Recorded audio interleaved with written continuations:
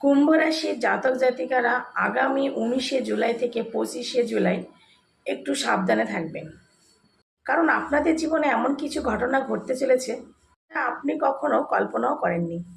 বিশেষ করে এই সপ্তাহে এই একটি ভুল কখনোই করবেন না।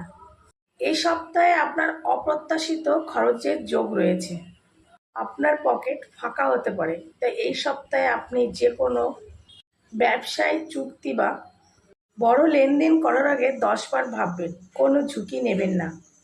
তবে কর্মক্ষেত্রে চাকরিজীবীদের জন্য এই সপ্তাহটি খুব ভালো, সুখবর আসতে চলেছে। তবে আপনার সহকর্মীদের সাথে কোনো দ্বন্দ্বে জড়াবেন না, মাথা ঠান্ডা রাখতে হবে। মানসিক চাপ ও ক্লান্তির কারণে এই সপ্তাহে আপনাদের শরীর খারাপ হতে পারে। আর ভালোবাসার মানুষের সাথে ভুল বোঝাবুঝি এড়াতে আজই মন খুলে কথা বলুন। আপনার রাশি কি কুম্ভ রাশি? কমেন্টে লিখুন।